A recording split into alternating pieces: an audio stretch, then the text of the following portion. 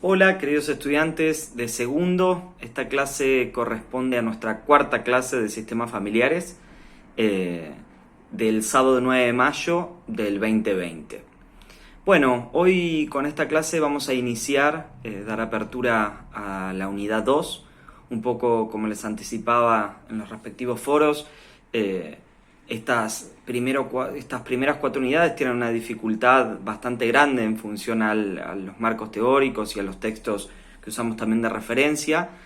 Así que hoy trabajaremos con el texto de Luca y Abeleira, el capítulo que se llama Acerca de la familia, solo el capítulo 3.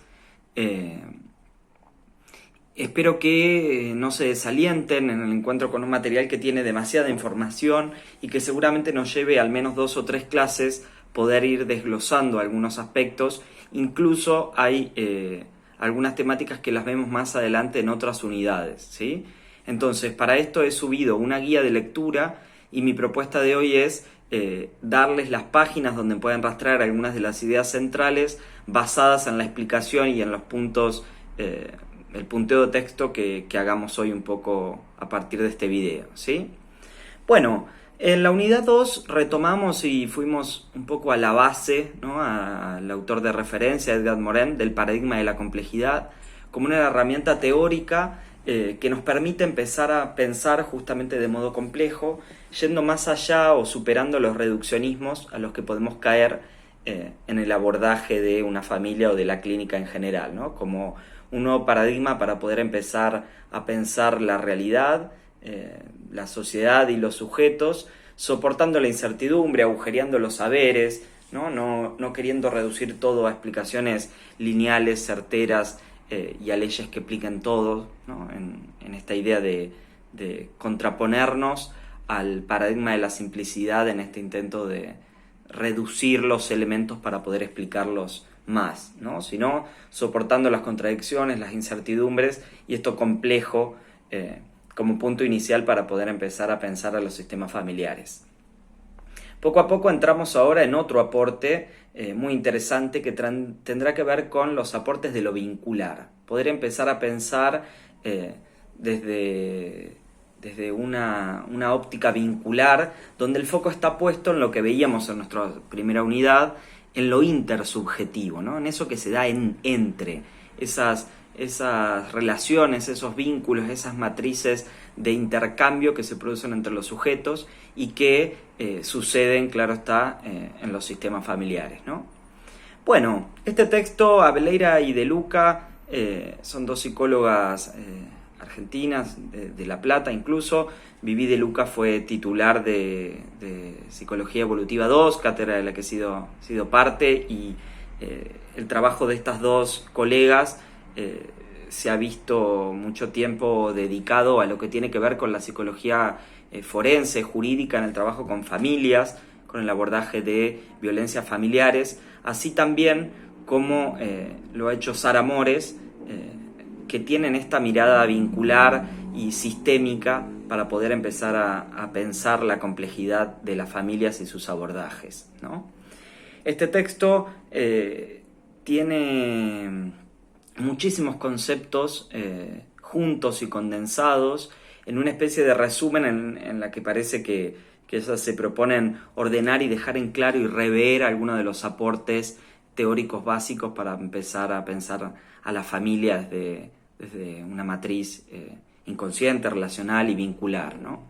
Parten de los aportes de Berenstein, que ha sido uno de los teóricos argentinos que más, o que al menos ha sentado precedente para pensar lo vincular. Entonces, del mismo modo que en la unidad 1 teníamos a Edgar Morin con el paradigma de la complejidad, yendo a la fuente, donde podemos leer, y esta es también mi apuesta, los autores de referencia, leeremos luego, una vez que podamos sentar algunas ideas base con este texto, a qué va esta noción de vínculo y qué podemos encontrar respecto a Berenstein como primeras ideas o como algunas tesis básicas para pensar los aportes de lo vincular, ¿no?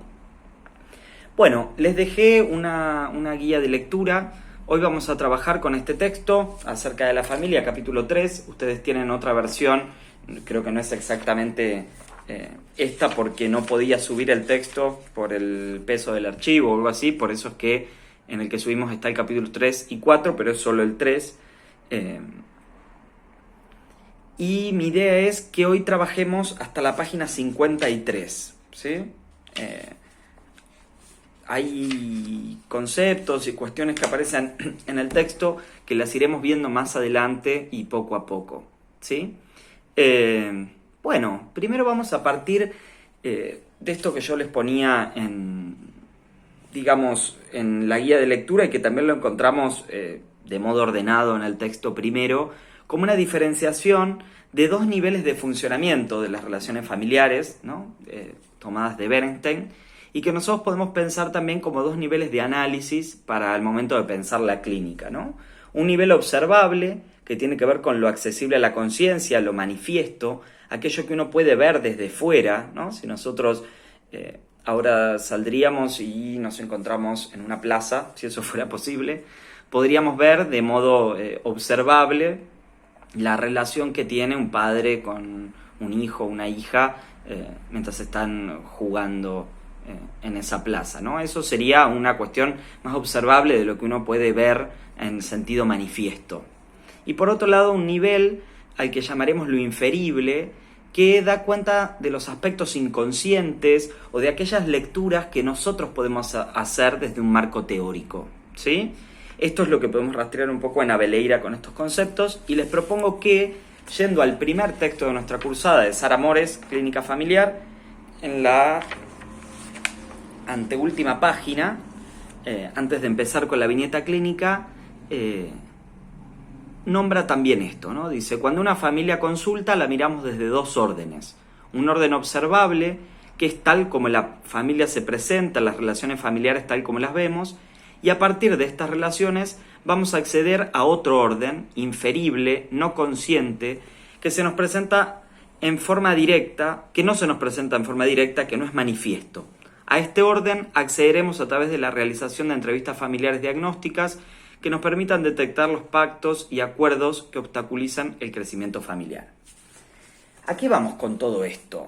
Bueno, un poco la propuesta es que en este momento vayamos adentrándonos en los marcos teóricos y en las referencias teóricas para poder empezar a pensar, pero se habrán dado cuenta que en el intercambio y en el proceso de apropiación de los aprendizajes surge esta necesidad de poner a jugar esos conceptos al servicio de pensar algunas cosas, ¿no?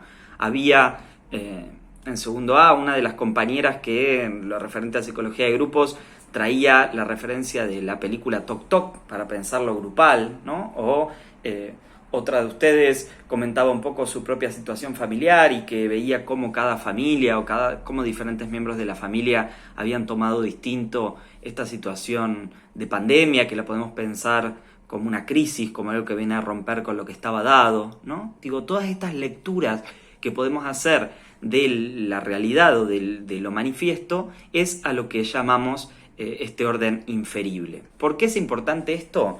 Bueno, porque tendremos que poder empezar a diferenciar las primeras impresiones que nosotros tenemos en el encuentro con una familia, en una primera entrevista para un acompañamiento, de aquellas lecturas que hacemos enmarcadas en un contexto y a partir de ciertos marcos teóricos. Por otra parte, la propuesta de la cursada va en esta vía, ¿no? Yo les decía, uno de los trabajos prácticos que haremos luego de transcurrida esta unidad 2 será encontrarnos con dos canciones populares que las podríamos escuchar en la radio y poder darle ahí a ese material que aparece como un observable, como algo que está ahí manifiesto, otros inferibles. O sea, poder desde ahí hacer una lectura distinta de ese material. Del mismo modo lo haremos luego con películas. También está pensado como herramientas disponibles algunos poemas o algún escrito, ¿no? Pero donde a partir de las anteojeras que nosotros tengamos del marco teórico y reconociendo la importancia y la responsabilidad que eso supone, podemos pensar algunas lecturas posibles de esos observables, ¿sí? Entonces aparece esta relación constante entre este observable y este inferible que podemos hacer de los distintos aspectos manifiestos, y cómo nosotros, en tanto observadores participantes, modificamos esa realidad, o al menos no podemos ser totalmente objetivos, sino que miramos e inferimos esas lecturas desde nuestros recorridos e incluso desde nuestra subjetividad, ¿no? Bueno, esto lo pueden encontrar en la página 45 del texto, ¿no? En la primera página, como algo muy chiquito, pero que es importante que lo destaquemos como una herramienta de trabajo, ¿no?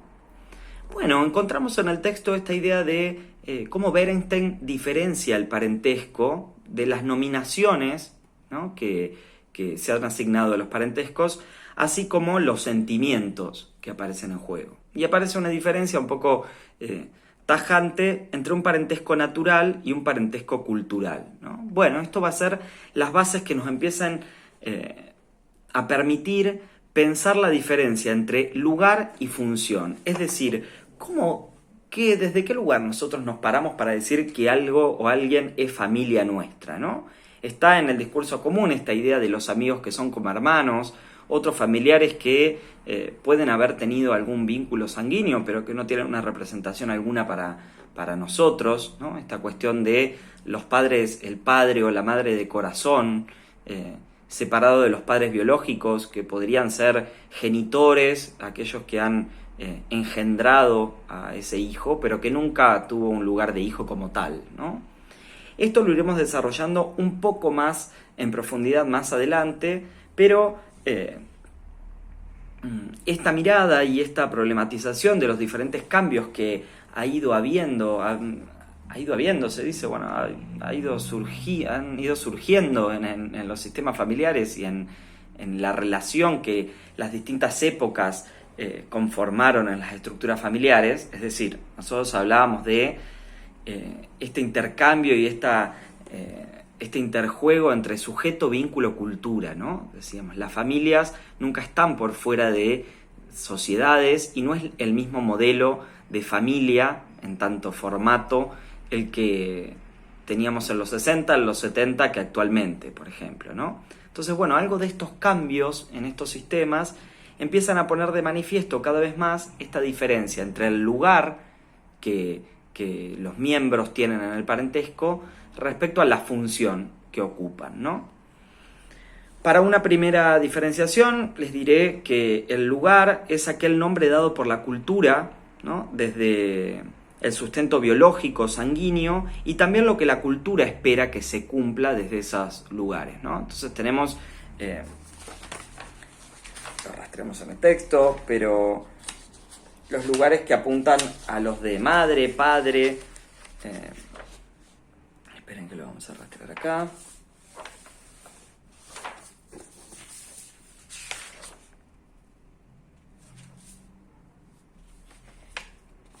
Bueno, no lo estoy encontrando.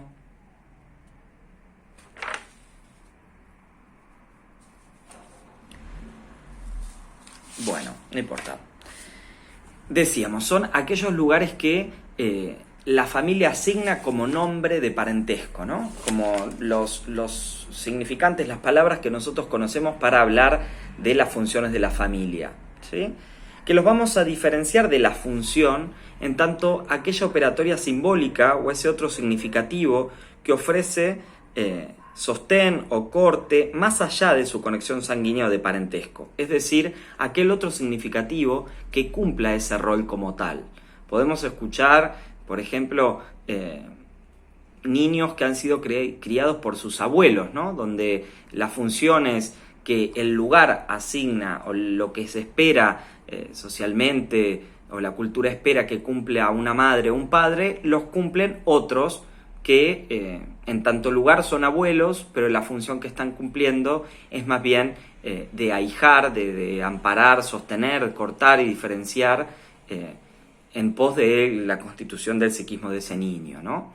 Igual iremos con esto un poco más en profundidad más adelante y está en la segunda parte del texto, pero me parece que es algo que ya tenemos que ir dejando ahí a las bases para pensar y empezar a desarmar estas nociones que por ahí tenemos tan arraigadas de qué es una familia o cómo pensarla, ¿no?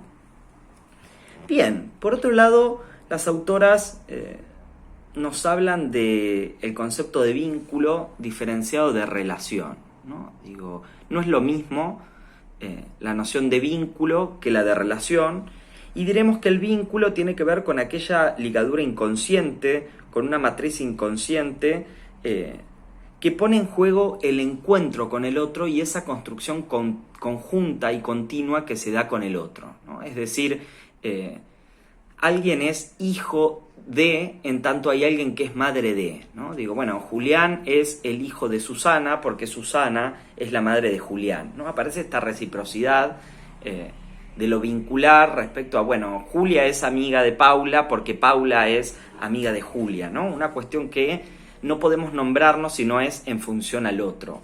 Si lo relacionamos un poco con el paradigma de la complejidad, hablábamos de este principio de interrelación que pone, por ejemplo, de manifiesto que el sujeto no es sin la sociedad y la sociedad no es sin el sujeto, ¿no? Un poco del mismo modo, entendemos lo vincular como esta construcción continua que no es la suma de uno y otro, sino ese plus, eso que se genera y que se produce en ese encuentro de estos dos miembros, ¿no? Hace poco me enteraba que los adolescentes actuales hacen uso de como una especie de broma, o también sirve como para nombrar cierta expresión de deseo, algo que llaman shippear o shippeo, ¿no? Y shippear tiene que ver con una idea o como con una especie de juego en el que construyen un nombre uniendo la parte de dos personas que le parecen que hacen linda pareja. O sea, como antes podríamos en la escuela cargar a alguien con "te gusta tal", ahora parece que se hace uso de esto para bromear un poco, para nombrar la pareja que hace tal con tal, ¿no? Entonces, también he escuchado o han traído otros compañeros años anteriores esta expresión de Brangelina como para nombrar la pareja que hacen o hacían, no tengo mucha idea de farándula, pero creo que se separaron entre Angelina Jolie y Brad Pitt, ¿no? Entonces, Brangelina, lo que me parece interesante es cómo nombra este entre, esta construcción continua que es un poco de los dos y al mismo tiempo una combinación nueva, ¿no? No es solo uno más otro, sino este entre y esta producción que supone este plus, ¿no? En el texto aparece esta idea del valor agregado a la mera suma del yo y el otro, el entre como una construcción conjunta, ¿no? Todo esto podemos pensar de lo vincular en tanto una trama inconsciente. Por otro lado, está la noción de relación que las autoras mencionan como la multiplicidad de sus manifestaciones, el costado observable o la manifestación de lo vincular. Si retomamos esto que decíamos al principio, podríamos decir que la relación está más en el plano observable, lo que nosotros podemos ver de la relación que tiene tal con tal desde fuera. Sin embargo, el vínculo es aquello inferible que supone ya otras lecturas y otras apropiaciones y otros registros de aspectos inconscientes que se ponen en juego en el encuentro con un otro en un vínculo, ¿no?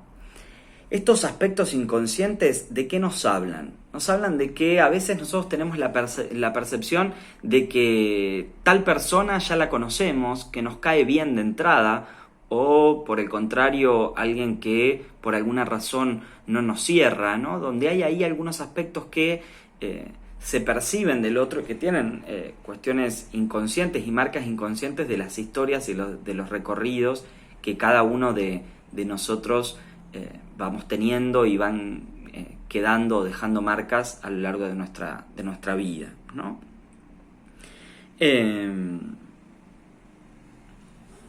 Bueno, continuamos un poco. Me resulta particularmente difícil transmitir tantas ideas de este modo en un texto o en una temática que siento que se va complejizando cada vez más. Sé que con muchos profes han hecho algunos Zooms, el uso de esta herramienta virtual, y lo podremos pensar, pero me parece importante que quede el registro de los videos para que aquellos que no participen en esos encuentros lo tengan como sustento al momento de encontrarse con el material, ¿sí? Bien, después aparece esta idea de pensar a la familia como abierta, compleja y heterogénea, ¿no? Como estas tres características que algo les anticipaba en el foro. Bien, esto lo pueden rastrear en la página 51 y decimos que la familia, en tanto hay tanta diversidad, tantos cambios socioculturales y ya ha caído este modelo tradicional para pensar a la familia como un modelo, hablamos de las familias, ¿no? Con sus diferentes diversidades, sus diferentes manifestaciones. Sin embargo, estas características parecen ser o funcionan un poco como las características generales de las familias, ¿no? Es decir, yo intentaba diferenciar un poco algunos aportes de algunos compañeros que hablaban entonces de, bueno, que tomando el paradigma de la simplicidad y de la complejidad, con esto de los sistemas abiertos o cerrados, decían, bueno, entonces hay algunas familias más cerradas y otras más abiertas, ¿no? Y lo que a mí me interesaba es que no confundamos la característica de la familia en tanto sistema de aquellos modelos o los diferentes modelos o presentaciones que cada época ha planteado de ser y estar en familia. Quiero decir con esto que vamos a pensar a las familias, por definición, sea cual sea y las características que tengan, como un sistema abierto, complejo y heterogéneo. Abierto porque supone intercambios con lo nuevo, con lo social, incluso al interior de sus partes y sus miembros, ¿no? Una familia que por sí misma, en tanto ha sido conformada, o para poder pensar la conformación de las nuevas familias, ha necesitado que otras familias donen a algunos de sus miembros para fundar una nueva, ¿no? Entonces partimos de que hay un intercambio ahí de base que está en juego en toda familia, incluso en las familias que podamos pensar más cerradas, más rígidas, más incestuosas, más sectarias. Hay algo de esta capacidad del sistema como abierto, complejo y heterogéneo que está a la base. Entonces, decía, voy a leer de una especie de punteo y resumen que una vez avanzadas nuestras clases se los voy a enviar, y es un poco lo que une todo lo que venimos pensando y el registro de lo que venimos hablando clase a clase. Pero decimos, abiertas en tanto fluctúa, supone cambios, dinamismos, porque permite el intercambio con lo exterior y lo novedoso. Intercambio también entre las interinstancias, no solo abierto al exterior. Es decir, todo ese interjuego que se pone, que aparece en el intercambio entre el todo y la parte y el todo, en lo que veníamos pensando, ¿no? El intercambio que estos miembros de una familia tienen entre sí, sus relaciones, sus vínculos, sus día a día, su cotidiano, y también cómo estos miembros se relacionan con otras familias y con otros miembros de la sociedad. Bien, por otro lado, compleja, en tanto lo pensamos desde el paradigma de la complejidad, ¿no? No posible de ser anticipada, la familia no puede ser estructurada y reducida a una lógica en la que pudiéramos decir, bueno, esta es la ley de la familia, todas las familias funcionan de este modo, y justamente compleja en tanto pone de manifiesto esta trama vincular, esta encrucijada, este conjunto de vínculos y entrelazamientos que van más allá de lo consciente, de lo manifiesto, sino que tienen que ver con todas estas complejidades del todo y la parte y el todo, los apoyos múltiples que van funcionando al mismo tiempo como otras redes de apoyo, bueno, todo lo que retomábamos en la unidad 1. Y por último, la familia como heterogénea, en tanto hay diversidad. Decíamos, no hay un único modelo, ¿no? Actualmente podemos pensar familias monoparentales, homoparentales, ensambladas, esta idea de los míos, los tuyos y los nuestros, ¿no? Diferentes modos de ser y estar en familia que se han visto trastocados también por los avances de la tecnología, por diferentes movimientos y cambios sociales en el lugar que tiene la mujer en la sociedad, bueno, distintos aspectos, la ley de matrimonio igualitario, distintos avances sociales que han transformado también a la familia, ¿no? Tecnológicos como puede ser la salud reproductiva, ¿no? Los aportes de tratamientos de fertilidad que empiezan a trastocar esta idea de el lugar del padre o madre en tanto biológico con la función de quien lo cumple, ¿no? Bueno, ¿cómo pensar el lugar de el padre o la madre en familias con dos papás o dos mamás sin caer en reduccionismo o haciendo entrar cuestiones que tienen más que ver con los prejuicios que con lo que en realidad funciona, está sucediendo, ¿no? Digo, lo que importa a la base es las funciones y no los lugares, pero lo iremos viendo un poco más adelante. Bueno, seguimos un poco pensando esta noción de vínculo. En la página 52, las autoras nos hablan del vínculo y de la importancia de pensar al sujeto vinculado, un ser con el otro, recíproco, ¿no? Que no tiene que ver solamente con la suma de uno y otro, decíamos, sino con esta construcción conjunta. Entonces, me pareció importante rastrear esta cita que dice: pensamos el proceso de construcción del sujeto en constante operatoria de producción de nuevas inscripciones en cada encuentro vincular significativo. ¿Qué quiere decir esto? Que si pensamos a la construcción de subjetividad también como una tarea compleja, el otro va a tener un lugar muy importante. Decimos, somos sujetos sociales que nos constituimos con el otro. Entonces lo vincular está a la base, tiene que ver con la marca que el otro deja en nosotros para poder humanizarnos.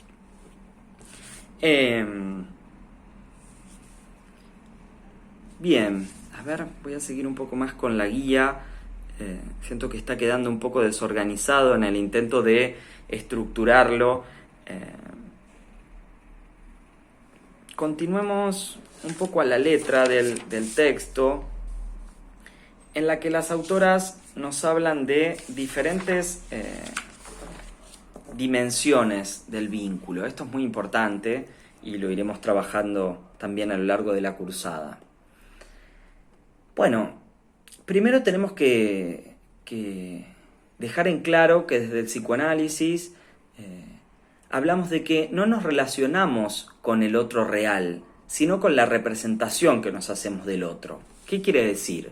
Que para que podamos vincularnos con un otro, en primer término necesitamos de la presencia real del otro, ¿no? Para poder establecer una relación con el otro, es necesario que los dos, o que estos dos miembros estén presentes. Si no, estaríamos más en el plano de una cuestión más idealista, ¿no? Como quien pudiera tener un amor platónico y el otro no se entera, ¿no? Entonces ahí no hay una relación, un vínculo, sino que tiene que ver con una representación que uno se hace al respecto. Pero cuando hablamos de un vínculo, supone la primera presencia del otro, el primer encuentro en el que empezamos a tender y a tejer estas redes y estas tramas vinculares. Sin embargo, esta presencia del otro real funciona al principio como soporte del vínculo, pero no solo se reduce a eso. ¿Qué quiere decir? Que no nos vinculamos con ese otro y que si ese otro desaparece, entonces ese vínculo se cae, ¿no? Nosotros necesitamos primero de un intercambio, de un contacto con el otro, pero una vez que ese vínculo se instala, podemos recuperarlo y recrearlo en nuestro propio psiquismo, ¿no? Recordar los momentos que hemos pasado con ese otro, extrañarlo, o incluso poder enfocarnos y habitar otros espacios sabiendo que ese vínculo sigue permanente, ¿no? Esta idea también de esos amigos con los que hace mucho que no hablamos, pero cuando hablamos de golpe parece que nada ha cambiado, ¿no? Que el vínculo está ahí intacto. ¿Por qué? Porque ese vínculo tiene un plano inconsciente y una representación que está en los psiquismos de estos yoes y no necesita la permanente presencia y comprobación de que el otro está ahí, ¿no? Bueno, y dentro del vínculo podemos pensar tres dimensiones del otro, del encuentro con ese otro. ¿Qué es esto? Ante el encuentro con el otro se ponen en juego tres aspectos. Uno que tiene que ver con lo semejante, es decir, con lo compartido, con aquello que puedo identificarme del otro, que puede ser los gustos, los intereses, los espacios, los lugares donde hemos nacido o algo compartido de la historia, ¿no? el vínculo que se establece entre hermanos, donde, bueno, lo semejante es el grupo familiar, los espacios, justamente lo compartido, o con un amigo, con una pareja, tendrá que ver con eso que nos permite identificarnos con el otro, ¿no? Como en lo que estamos de acuerdo, ideas, gustos, intereses, artísticos, musicales, deportivos, políticos, ¿no? Y todo aquello que nos hace sentir cierta empatía, identificación con aquel otro que tiene algo similar a mí, ¿sí? En tanto lo semejante, entonces da cuenta de lo compartido en el vínculo con el otro.